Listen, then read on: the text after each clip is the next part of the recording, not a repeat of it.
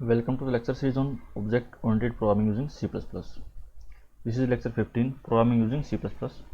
I am Vikas Suhag, Assistant Professor, Department of Computer Science, Government, Postgraduate Nehru College, Jajjar. तो आज के हमारे topic हैं array within a class. अब तक हमने क्लास में क्या था, इंटीजर, फ्लोट या हर टाइप के वेरिएबल बनाए थे। एरे ऑफ किसी भी टाइप का एरे हमने अब तक नहीं बनाया था, तो हम देखेंगे एरे में कैसे यूज़ कर सकते हैं क्लास में। Memory location of for objects, जो ऑब्जेक्ट्स होते हैं हमारे, ऑब्जेक्ट बनाते हैं क्लास का, उसको मेमोरी कैसे लोकेट होती है। Static data members and static member functions. ठीक है, array within a class, we can have arrays as data members of a class. तो अब तक क्या था, हमारे केवल नॉर्मल वेरिएबल होते थे जो कि हमारे डेटा मेंबर होते थे क्लास के। अब क्या होंगे, एरे भी हमारे डेटा मेंबर होंगे। Member functions of class can perform any operation on this array which is the data member of class। अब डेटा मेंबर्स पे तो जो हमारे क्या है, मेंबर फंक्शंस है, सारे ऑपरेशन कर सकते हैं। ठीक है, तो सेम कॉन्सेप्ट हमारा एरे इन क्लास पे भी अप्लाई होगा। ये the arrays can be declared as private, public और प्रोटेक्टेड। तो इनकी विजिबिलिटी हम सेट कर सकते हैं। ठीक है, ये पब्लिकली अवेलेबल होंगे या प्राइवेटली होंगे या प्रोटेक्टेड होंगे। एक एग्जांपल देखते हैं हम। S include iostream using name space STD. Class का नाम रख लिया हमने एरे डेमो। ठीक है, इंट A6 मतलब this is array A of size 6। इसकी इंडेक्स वैल्यू कहाँ से कहाँ तक जाएगी, 0 to 5। ठीक है, बाय डिफॉल्ट हमने इसको कोई एक्सेस मॉडिफायर नहीं दिया, तो बाय डिफॉल्ट क्या होगा, क्लास में कोई भी मेंबर होगा तो private. Now we are explaining some public member. Public get number एक फंक्शन बना दिया हमने। अब ये फंक्शन क्लास के अंदर है, इसलिए इसको हम मेंबर फंक्शन बोलते हैं। Cout enter 6 numbers in the array, ये लाइन हमारी स्क्रीन पर दिखाई देगी। उसके बाद हम फॉर लूप लगा के 1 by 1 सभी वैल्यूज़ हम इनपुट ले लेंगे यूज़र से सीन के थ्रू। ठीक है, तो पहले आई की वैल्यू क्या होगी, 0। A0 पे वैल्यू इंटर होगी, पहले तो इनपुट सेव हो जाएगी। फिर A1, A2, A3, A5 तक लेस देन 6। ठीक है, ये हमारा फंक्शन क्या कर रहा है, नंबर्स गेट कर रहा है, किसमें, एरे में। Now we need to show the numbers to output screen. उसके लिए हम एक फंक्शन बनाया, void show cout array elements are. वही लूप लगा के हमने अब इन वैल्यूज़ को एरे अंदर जो वैल्यूज़ थी A0, A1, A5 तक, उनको यहाँ पे प्रिंट कर दिया कंसोल स्क्रीन पे। ठीक है, ये आपका ब्रैकेट खत्म हो गया इसका फॉर लूप का, ये ब्रैकेट खत्म हो गया आपका इस फंक्शन का, और ये फाइनली हमारा क्लास की क्लोजिंग। इंट मेन हमने क्या किया, एरे जो क्या था हमारा, what is this array demo, this is a class. ठीक है, इस क्लास का हमने ऑब्जेक्ट बनाया। ऑब्जेक्ट डॉट गेट नंबर्स हमने फंक्शन कॉल किया। क्या प्रॉम्प्ट करेगा, एंटर 6 नंबर। हम 6 नंबर एंटर कर देंगे तो अपने आप ये आगे आ जाएगा इसके बाहर। फिर क्या करेगा, ऑब्जेक्ट डॉट शो, ये फंक्शन कॉल हो जाएगा।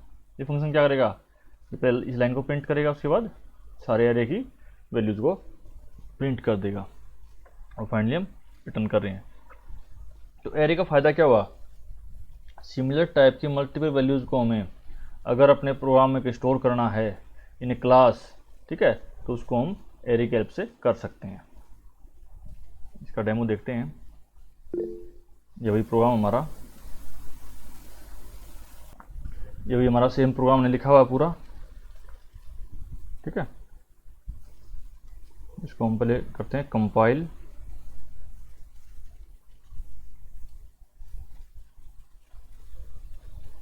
It is taking some time. Now we will run।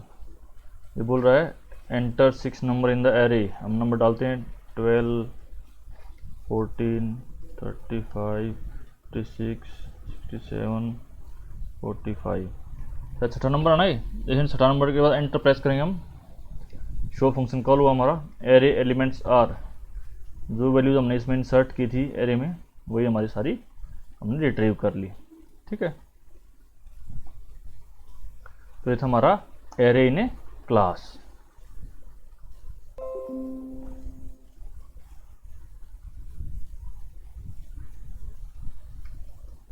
Next topic हमारा मेमोरी एलोकेशन फॉर ऑब्जेक्ट्स।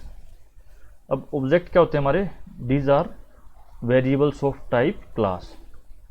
तो अब देखते हैं इसको डिटेल में देख रहे हैं। Variables represent storage space in A computers memory. ठीक है, जब इंटीजर वेरिएबल बोलते हैं, फ्लोट वेरिएबल, कोई वेरिएबल है तो वो कुछ स्पेस हमारा कंज्यूम करेगा मेमोरी का। Each variable presents a convenient name like number और result in the source code. हम किसी वेरिएबल को एक नाम भी देते हैं। Behind the scenes at run time each variable uses an area of computer's memory to store its value. अब नंबर के पीछे तो हम नंबर स्टोर करेंगे, वैल्यू डालेंगे तो इसमें साइन करेंगे इसको, वो कहीं तो मेमोरी में स्टोर होगी। Memory space for objects is located when they are declared and not when the class is specified. जब हमारा किसी भी हमने ऑब्जेक्ट यहाँ पे बनाया तो अब इसके लिए हमारी जो मेमोरी है वो लोकेट हुई है, इससे एक क्लास के बनाने से नहीं हुई थी। ठीक है, actually member functions are created and placed in the memory space only once when they are defined as a part of class specification, since all the objects belonging to the class use the same member functions. ठीक है, अब देखते हैं एक object कितनी memory store करते, कितने consume करता है वो देखेंगे। ठीक है, इससे तो हमें क्या देखना, पहले सभी ऑब्जेक्ट का जो फंक्शंस होते हैं वो सभी के लिए सेम होते हैं। एक ही फंक्शन को आप अगर 15 ऑब्जेक्ट बनाते हो तो 15 के 15 ऑब्जेक्ट उसी एक फंक्शन को कॉल करेंगे, जब भी कलेक्ट करेंगे तो उसके लिए क्या है, फंक्शन हमारा एक रहेगा। No separate space is allocated for member function when objects are created. Only space for member variables is allocated separately for each object. लेकिन जो मेंबर वेरिएबल्स होते हैं हमारे, इंटीजर ए, इंटीजर बी या नंबर, ठीक है, वो हमारा हर ऑब्जेक्ट के लिए सेपरेट होता है। Separate locations for objects are essential because the member variables will hold different data values for different object. देखते हैं हम सिंपल। ऑब्जेक्ट क्या हुआ हमारा, एक ऑब्जेक्ट क्या है, collection of data members and member functions. लेकिन फंक्शंस जो हैं वो हमारी और सभी ऑब्जेक्ट के कॉमन हैं। अगर आप ये देखते हो, अब ये प्रोग्राम देखते हैं, इसमें क्या है, फंक्शन गेट नंबर, इसका काम गेट नंबर्स गेट करना है। तो इसमें कोई भी वैल्यू हम पास करेंगे, जब भी कोई भी ऑब्जेक्ट इसे कॉल करेगा तो ये फंक्शन आपका कॉल हो जाएगा। ऐसे ही ये फंक्शन है, तो इनको हमें केवल एक ही बार मेमोरी देने की जरूरत है कि एक बार मेमोरी लेंगे, वो भी किस लिए लेंगे, इनके अंदर कोई वेरिएबल्स हैं उनके लिए। लेकिन इंट A6 है, हमने एक ऑब्जेक्ट बनाया, ऑब्जेक्ट ओबीजे, एक और बना दें O2, जैसे दो ऑब्जेक्ट हो गए। फंक्शंस तो हमारे अब भी एक ही रहेगा, ये वाला सेम, ये वाला भी सेम रहेगा, लेकिन एक एरे हमारे ऑब्जेक्ट का अलग बन जाएगा एक, क्योंकि 6 इंटीजर वैल्यू स्टोर करेगा, और O2 के लिए अलग से एक हमारा इंटीजर का एरे होगा। ठीक है, तो जो हमारे डेटा मेंबर्स हैं उनके लिए हमें सेपरेट मेमोरी होती है हर ऑब्जेक्ट के लिए, लेकिन मेंबर फंक्शंस हमारे केवल एक बार यूज करने मेमोरी लेते हैं हमारी। तो हमारा ये है common for all objects. Member functions जो होंगे वो सभी ऑब्जेक्ट्स के लिए कॉमन होंगे। तो उनकी मेमोरी कब हो जाएगी, जब फंक्शन डिफाइन होंगे तो उनकी मेमोरी कितनी जरूरत कंज्यूम करेंगे वो हमारी सेट हो जाएगी। लेकिन हर ऑब्जेक्ट के अपने अपने वेरिएबल होंगे, वेरिएबल्स हर ऑब्जेक्ट के लिए रिपीट होंगे। क्लास में अगर 2 वेरिएबल हैं तो जितने भी ऑब्जेक्ट बनेंगे उसको 2 से गुणा कर लो, उतना उसके लिए मेमोरी स्पेस हमें चाहिएगा। ठीक है, जैसे एक क्लास में क्या 2 वेरिएबल हैं, ये 2 वेरिएबल, अब जितने ऑब्जेक्ट बनाएंगे उतने से गुणा करते रहो, उतने टाइम से मेमोरी कंज्यूम करेंगे। स्टैटिक डेटा मेंबर्स, जैसे हमारा मेमोरी लोकेशन की ऑब्जेक्ट कितनी स्टोरेज लेगा, फंक्शंस के हिसाब से लेगा, फंक्शन की एक बार यूज करेगा मेमोरी, ऑब्जेक्ट्स की मेमोरी वेरिएबल्स की बार बार मेमोरी लोकेट होगी depending on the number of objects we have. ठीक है, स्टैटिक डेटा मेंबर्स। अब स्टैटिक वर्ड देखो थोड़ा डिफरेंट है। स्टैटिक मतलब समथिंग दैट डजंट मूव। ठीक है, static data member are class members that are declared using static keyword. Static हमारा कीवर्ड है। A static member has certain special characteristics. ठीक है, only one copy of that member is created for the entire class and is shared by all the objects of that class no matter how many objects are created। अब देखो पीछे हम क्या कर रहे थे, हमारे पास एक वेरिएबल था 1, एक वेरिएबल था 2, ठीक है। हमने 3 ऑब्जेक्ट बनाए तो क्या हुआ, तीनों की 3 कॉपी बन गई, दोनों की, वेरिएबल 1 की भी 3 कॉपी बन गई, इसकी भी 3 कॉपी बन गई। लेकिन अगर हम इसको स्टैटिक कर दें, इसको बोलते हैं स्टैटिक मेंबर है ये, तो क्या होगा, same copy of that data member will be shared by all the objects. So only, तो पहली लाइन क्या करी हमारी, only single copy, 1 copy will be created for entire class. फिर कितने ऑब्जेक्ट बनाओ, सारे ऑब्जेक्ट उसी एक कॉपी को शेयर करेंगे, ठीक है। It is initialise to 0 when the first object of its class is created. जो पहला ऑब्जेक्ट क्रिएट हो जाएगा उसी टाइम पे क्रिएट हो जाएगा, उसके बाद कितने ऑब्जेक्ट बनाओ, इसकी मल्टीपल कॉपीज तो बननी नहीं है, कॉपी तो स्टार्टिंग में बन गई, तो उस टाइम पे ऑटोमेटिकली अगर आपने कोई इसको इनिशियलाइजेशन वैल्यू नहीं दी है तो ऑटोमेटिकली ये 0 पे सेट हो जाएगा। No other initialisation is permitted, उसके बाद इसको आप इनिशियलाइज नहीं कर सकते, ठीक है। वो सेकंड पॉइंट हमारा, it is visible only with in the class, ये क्लास के अंदर ही दिखाई देगा, इसको अंदर यूज कर सकते हो किसी फंक्शन में, उससे बाहर आप इसको नहीं कर सकते। But its life time is entire program. अब लाइफ टाइम क्या होता है, एक वेरिएबल हमारा है ऑब्जेक्ट का, 2 वेरिएबल है, ऑब्जेक्ट को मैंने यूज़ किया, एक फंक्शन कॉल किया, दूसरा फंक्शन कॉल किया, मैं दोनों वेरिएबल को यूज़ कर लिया।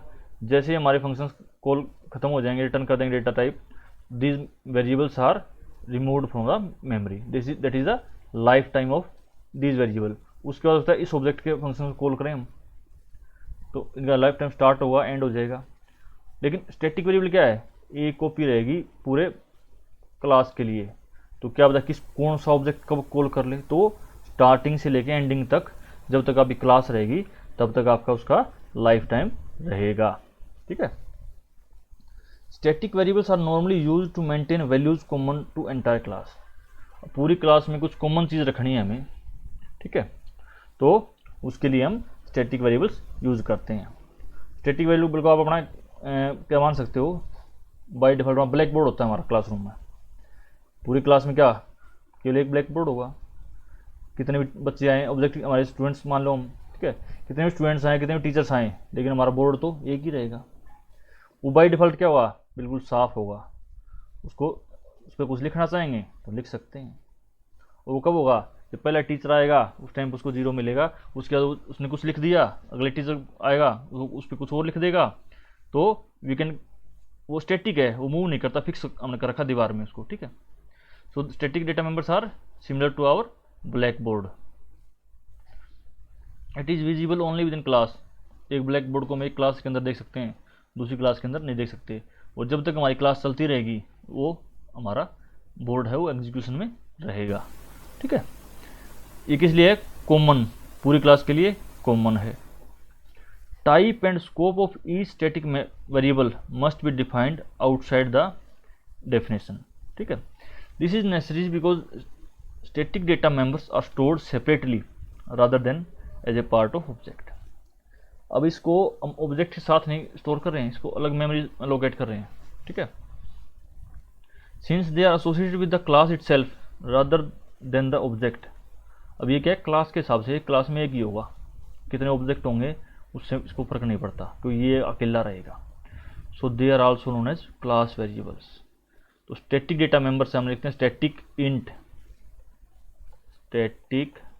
इंट ए लिख दिया हमने, वो क्या है, that is a class variable. उसको हम मेंबर फंक्शन नाम, सॉरी मेंबर फंक्शन नहीं, मेंबर वेरिएबल या डेटा वेरिएबल उसको नहीं बोल रहे हैं, क्योंकि वो पूरी क्लास के लिए है, सब जगह, वो किसी एक पर्टिकुलर ऑब्जेक्ट का नहीं है, ठीक है। इसका प्रोग्राम देखते हैं एक बार स्टैटिक डेटा मेंबर का, इसमें ज़्यादा क्लियर हो जाएगा आपको। आयो string dot H name space student हमने क्लास बनाई, ठीक है। तो इसमें कुछ हमने वेरिएबल्स डिक्लेयर कर रहे हैं, private, roll number, name, marks. Public हमने क्या किया, स्टैटिक इंट ऑब्जेक्ट काउंट, कि हम कितने ऑब्जेक्ट इस क्लास के बनाएंगे, मतलब कितने ऑब्जेक्ट बनाएंगे, क्लास में जितने स्टूडेंट होंगे उतने ऑब्जेक्ट बनेंगे उसके, तो उसको हम इस ऑब्जेक्ट की हेल्प से, इस क्लास वेरिएबल की हेल्प से उसको काउंट करेंगे। अब स्टैटिक हो गया है, इंटीजर टाइप का हो गया, इसका नाम हो गया। स्टैटिक का मतलब पूरी क्लास का एक ही होगा। अब देखते हैं, void get डेटा, हमने एक फंक्शन बनाया जो डेटा इनपुट लेगा। एंटर रोल नंबर, ठीक है, enter name, enter marks, marks में सेव कर लिया, नेम में सेव कर लिया, रोल नंबर में सेव कर लिया। उसके बाद क्या, object count plus plus. By default हम ऑब्जेक्ट को कोई वैल्यू नहीं देंगे क्योंकि स्टैटिक है, तो क्या करेगा वो ऑटोमेटिकली 0 पे इनिशियलाइज हो जाएगा।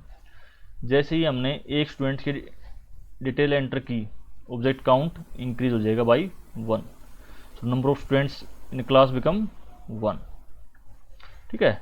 जैसे हम सेकंड बच्चे की डेटा एंटर करेंगे तो ये ऑब्जेक्ट काउंट फिर इंक्रीमेंट हो जाएगा। क्यों, ये तो आपकी एक ही ऑब्जेक्ट है, एक ही जगह स्टोर हो रहा है पूरा है, तो इसके अलग अलग जगह नहीं इसके पास अपनी स्टोर होने की, तो उसी वैल्यू को ये इंक्रीमेंट करता रहेगा। तो इसमें हम जितने भी स्टूडेंट्स का डेटा डालेंगे, ठीक है, उतने स्टूडेंट्स की काउंट हमारे को ये बताता रहेगा। इसलिए एक कॉमन चीज़ होने का ये फ़ायदा है, ठीक है। और ये शेयर्ड होता तो क्या होता, हर ऑब्जेक्ट के लिए अलग अलग होता है, और स्टूडेंट्स का अलग से रिकॉर्ड होता, तो हमें तो क्या चाहिए, एक कॉमन चीज़ जो कि सभी स्टूडेंट्स को एक साथ ट्रैक कर सके, ऑब्जेक्ट्स को एक साथ ट्रैक कर सके। तो हमने स्टैटिक मेंबर बना लिया एक। ये हमारा है void put डेटा, जो क्या करेगा, हमारे डेटा को प्रिंट करेगा, रोल नंबर, नेम, मार्क्स, ठीक है। Int student, scope resolution operator, object count, ये क्या करेगा, this is definition of static data member. Define कर दिया इसको और साथ में इनिशियलाइज भी कर दिया। अगर नहीं करते तो भी ये बाय डिफॉल्ट 0 वैल्यू ले लेता। अब हमने मेन में आई, स्टूडेंट का एक ऑब्जेक्ट बनाया हमने और गेट डेटा किया। गेट डेटा करते क्या हुआ, by default object count 0 start कर रखा हमने। जैसे ये सारी चीज़ें इनपुट लेगा और ये इंक्रीमेंट हो जाएगा।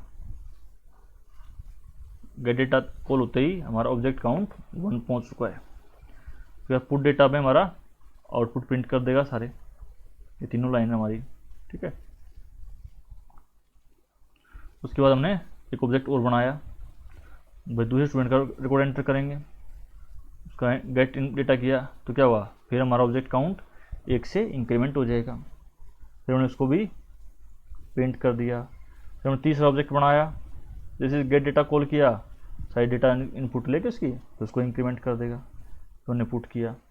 टोटल ऑब्जेक्ट कितने हो गए हमारे, जितने बार हमारे गेट डेटा है, जितने बार हमने स्टूडेंट्स की एंट्री की, उतने हमारे स्टूडेंट्स का रिकॉर्ड बन गया। जैसे आप फॉर्म भरते हो MDU पे या अपने किसी भी चीज़ के लिए, तो उसमें क्या होता है, पहला फार्म एक बच्चे ने फार्म भरा तो उसको एक नंबर मिल जाता है, दूसरे ने फार्म भरा, दूसरे का रिकॉर्ड हमारे पास पहुंच गया, ठीक है। साथ में हमारी काउंटिंग होती है, भाई पहले एक बच्चा, फिर 2, फिर 3, मतलब कितने बच्चों को टोटल फार्म आ चुके हैं, कितना रिकॉर्ड एंट्री हो चुकी है, वो हमारा उस टाइप का काम हमारा ये ऑब्जेक्ट काउंट है, हमारा स्टैटिक डेटा मेंबर है, वो कर रहा है, ठीक है। इसको चला के देखते हैं तो क्या आना चाहिए आउटपुट हमारा, 1, 2, 3 ऑब्जेक्ट बनाए हैं तो 3 होना चाहिए इसका आंसर। Compile, run. पहले सुधा एंटर हो गया, भाई क्या हुआ, सारे इसने कॉल कर दिया एकदम से, कैसे क्या गड़बड़ की, बाय डिफॉल्ट रोल नंबर से कुछ उठा लिया, गार्बेज वैल्यूज। चलो इसको रोल नंबर की हमने क्या किया, इसने रोल नंबर मांगा था, रोल नंबर कैसा चीज़ था, देखो एकदम से क्या आज नया देखने में मिला एकदम से, शायद कभी कभी मिलती हैं चीज़ें।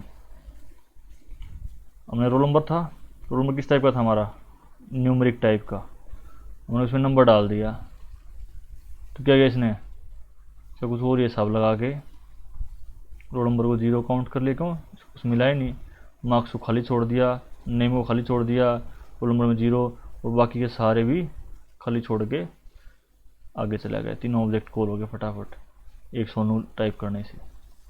तो दोबारा चला के देखते हैं प्रॉपर वैल्यूज के साथ। तो रोल नंबर क्या, न्यूमेरिक चाहिए हमें, रोल नंबर डाल दिया 1, नेम चला ठीक, नेम सोनू ठीक चल जाएगा, मार्क्स 10, आपके पहले बच्चे का रिकॉर्ड दिख गया आपको, दोबारा रोल नंबर 2, मोनू, मार्क्स 11, दूसरा रिकॉर्ड भी हमारा दिख रहा है प्रॉपर।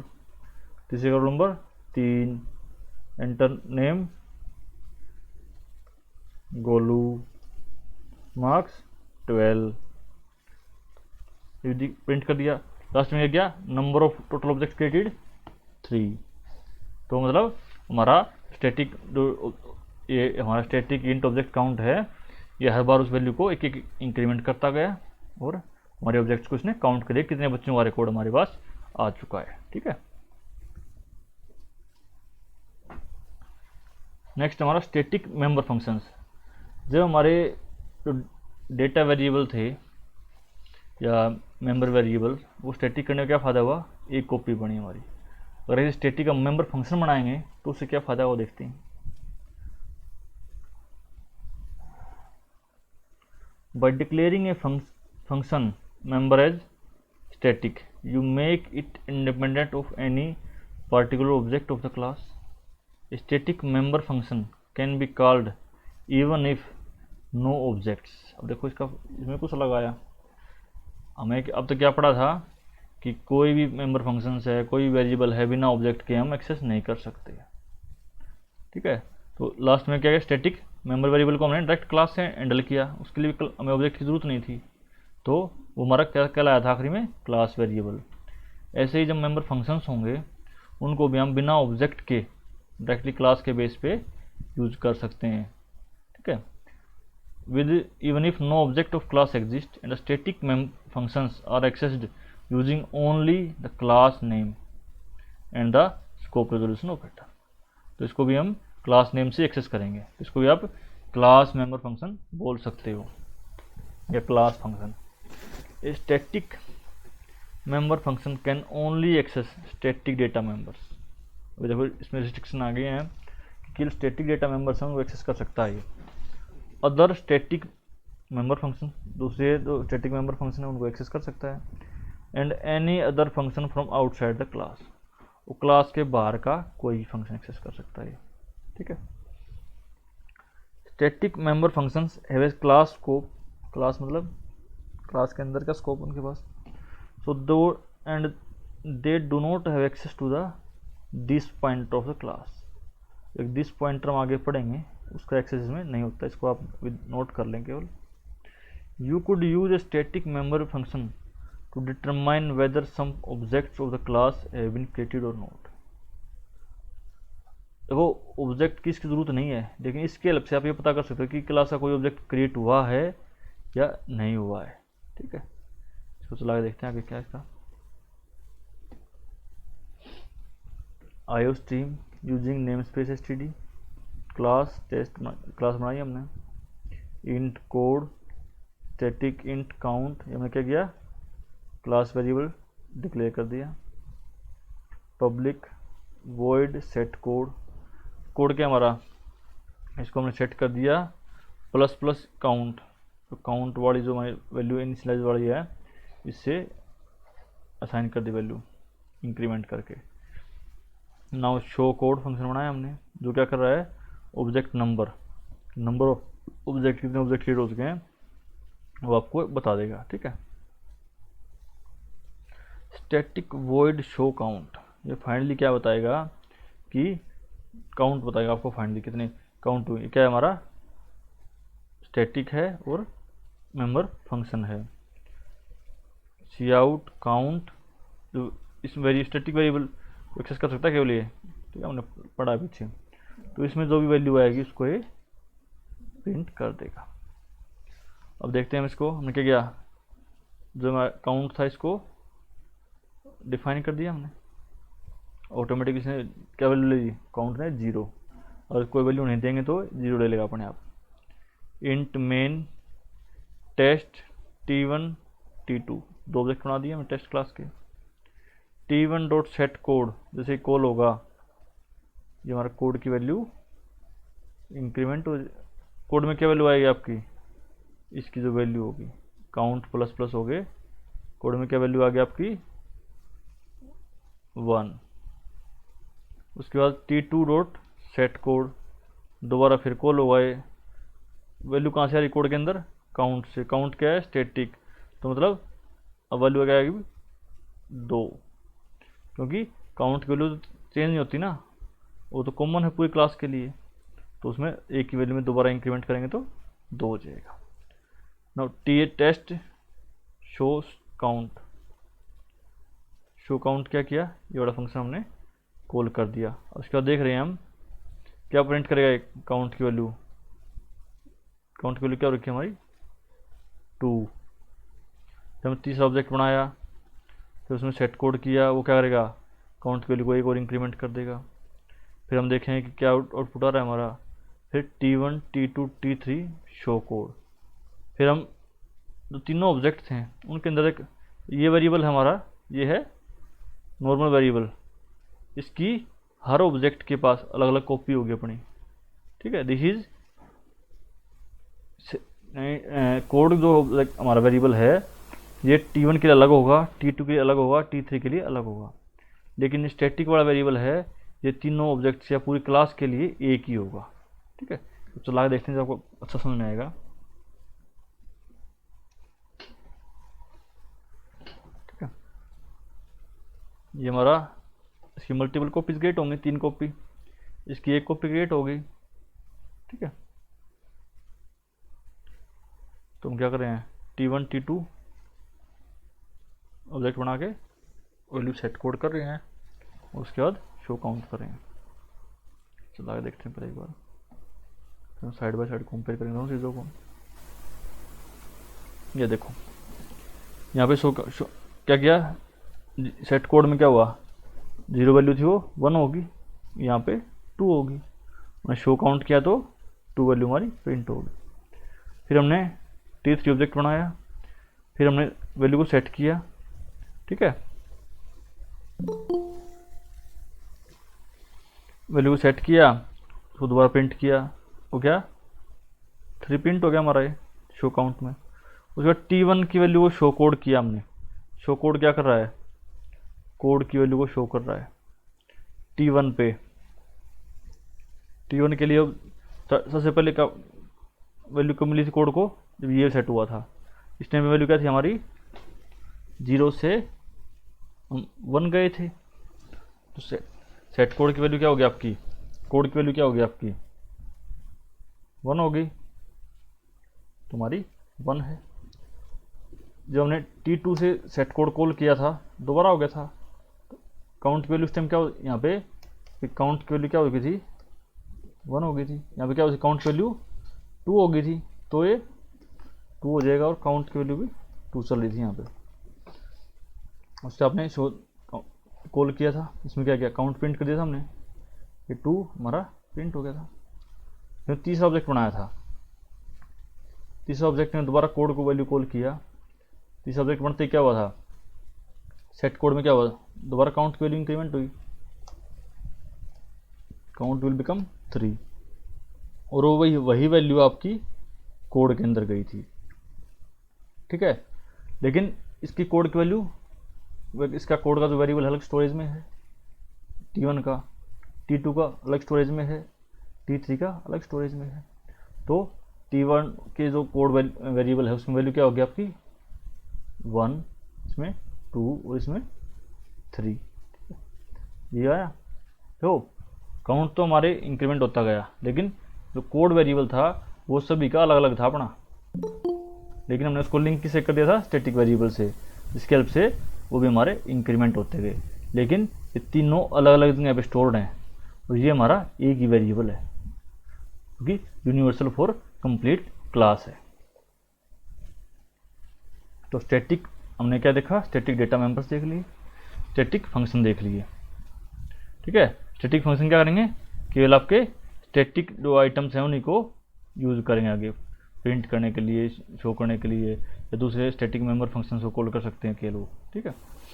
तो स्टैटिक इसमें एक देखो, code plus plus count is executed every time set code is called and the current value of the count is assigned to code. Since each object has its own copy of code, the value contained in the code represents a unique number of its object.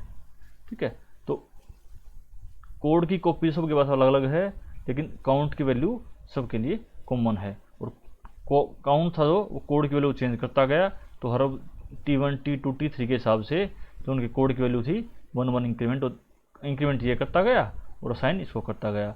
तो लेकिन इसकी value इसके अंदर कोई changes नहीं डाल रही है, इसका कोड अलग जगह पे सेव्ड है, इसका कोड अलग जगह सेव्ड है। ठीक है, किसी को क्वेरी हो इसमें बोल सकता है।